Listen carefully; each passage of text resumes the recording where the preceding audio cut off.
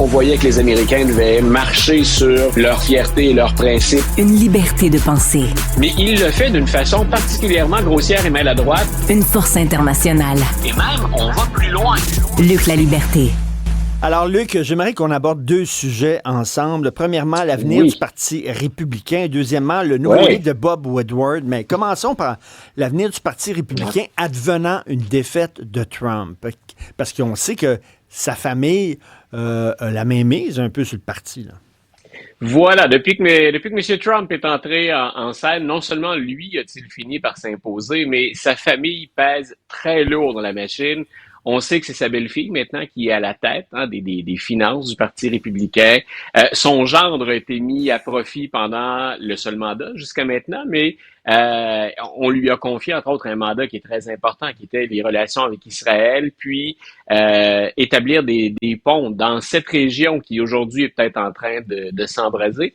Donc tout ça pour dire, il a noyauté littéralement. Je pense qu'il avait pas nommé sa femme de ménage à la tête de la CIA, je crois aussi non plus. Quoique, pour faire le ménage, pour nettoyer la CIA, qui sait, quand tu veux drain the swamp, quand tu veux nettoyer le marécage. Donc, on se pose la question aujourd'hui chez certains des stratèges républicains. Il y a clairement un froid à l'intérieur du Parti républicain, puis ça, dans les grands partis aux États-Unis, c'est quelque chose qui est fréquent, mais on a beaucoup de ces républicains qui ont l'impression qu'on leur a littéralement retiré le parti. Certains d'entre eux sont restés malgré tout fidèles au parti. Ils tentent de le changer ou de l'influencer de l'intérieur. Quelqu'un comme Lindsey Graham, par exemple, qu'on entend régulièrement, il a dit une chose et son contraire, mais on le sent parfois en porte-à-faux avec M. Trump. Entre autres, écoute, c'était pas une grande concession, mais il a reconnu récemment que Donald Trump avait bel et bien perdu l'élection 2020. Et donc, il y a des... Wow! Écoute... Bravo Sherlock! Bravo Sherlock! Jamais trop tard. Donc, il y en a qui le font de l'intérieur, mais il y en a d'autres aussi, on l'a vu. Pensons à Liz Cheney, par exemple, ou à Dick Cheney, qui sont dans la tête de bien des gens jusqu'à il y a quelques années à peine. C'était les purs et durs, c'était la faction radicale du Parti républicain. Ils sont plusieurs d'entre eux à dire on va peut-être voter Kamala Harris cette fois-ci, mais on va revenir. On n'est pas devenu démocrate. Ce qu'on veut, c'est se défaire de ce qu'on considère être la pire option, qui est Donald Trump. Et c'est intéressant, on a même Mitt Romney, écoute, il a été candidat 2 fois pour le Parti républicain.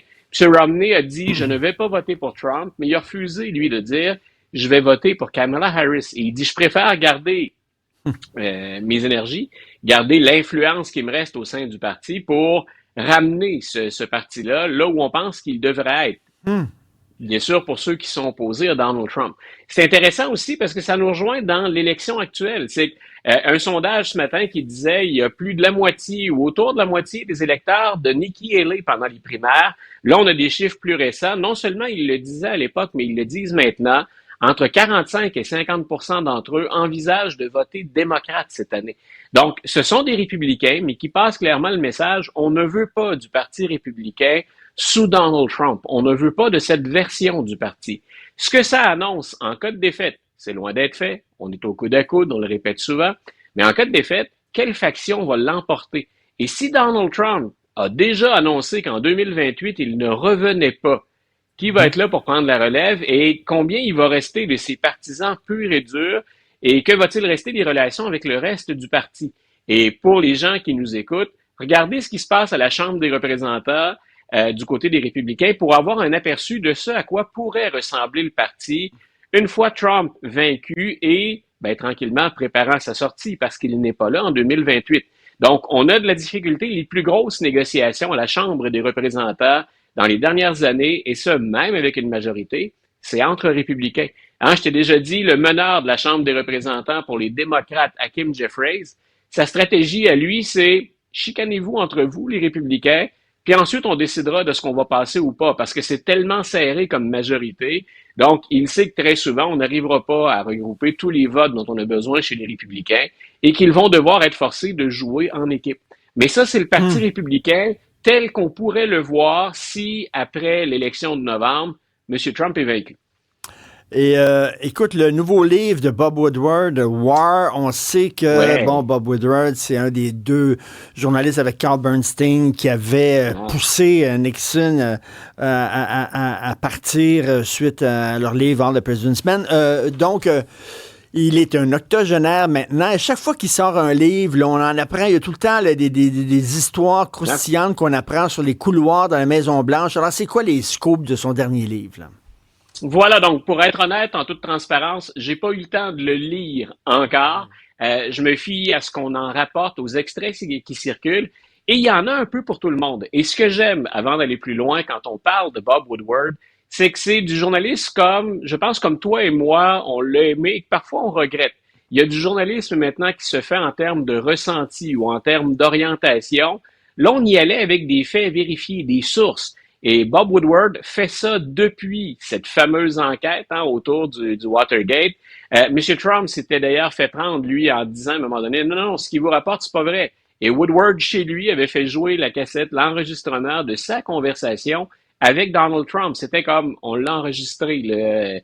Donc, que nous dit-il cette fois-ci? Il y en a pour ceux qui se demandent ce que fait Joe Biden ou encore comment en est-il arrivé à se retirer. Il y a un certain nombre de choses très intéressantes qui circulent. C'est pas toujours l'amour au sein d'une administration, ça, on le savait. Biden, entre autres, Woodward y va de confidence sur Biden qui utilise à profusion un certain nombre de jurons, dont le mot en anglais qui commence par F.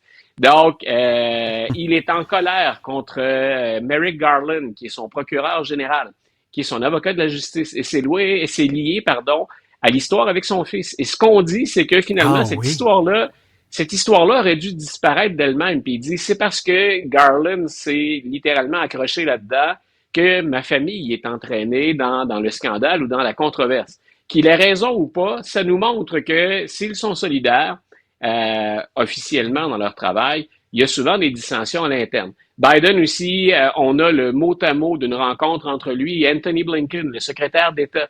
M. Blinken, qui juste avant que Biden annonce qu'il ne revenait pas, M. Blinken a dit, écoutez, peu importe ce que vous allez décider, pensez à ce que, si jamais vous perdez, à ce que vous allez laisser comme héritage.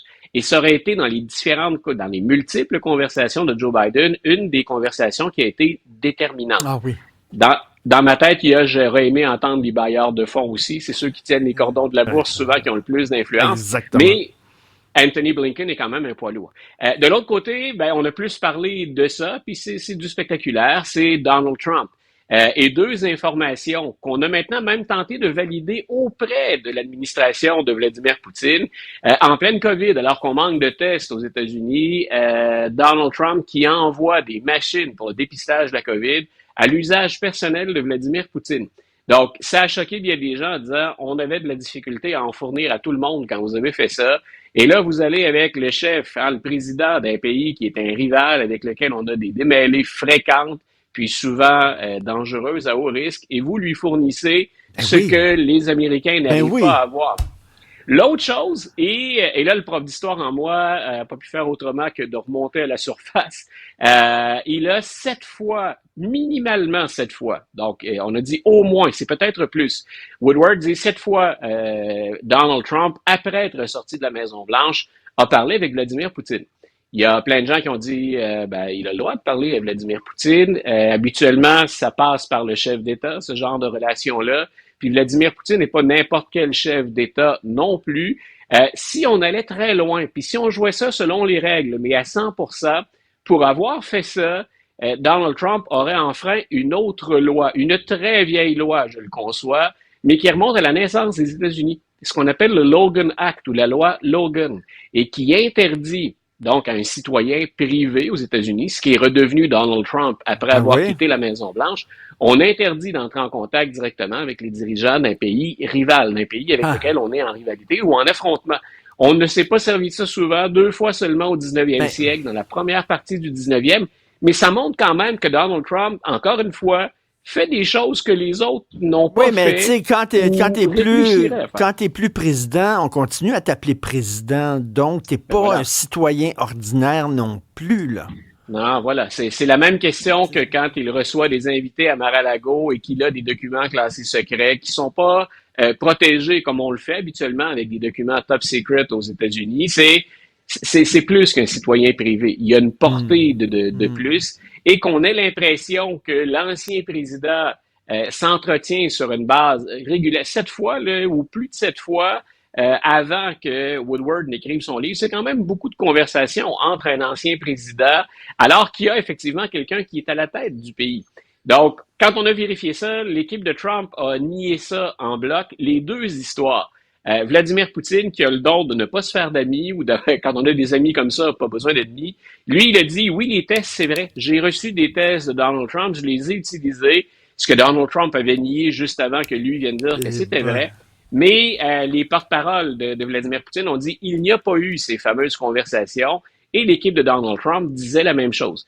Maintenant, j'ai hâte de voir si Woodward va revenir à la charge. Normalement, je répète, c'est documenté, c'est fouillé et il a des preuves quand il avance quelque chose d'aussi gros que ces affirmations-là. Écoute, on le dit, c'est un octogénaire, puis il y en a encore dedans, Bob Woodward. Merci beaucoup, Luc, La Liberté. À demain. Salut. Une bonne soirée.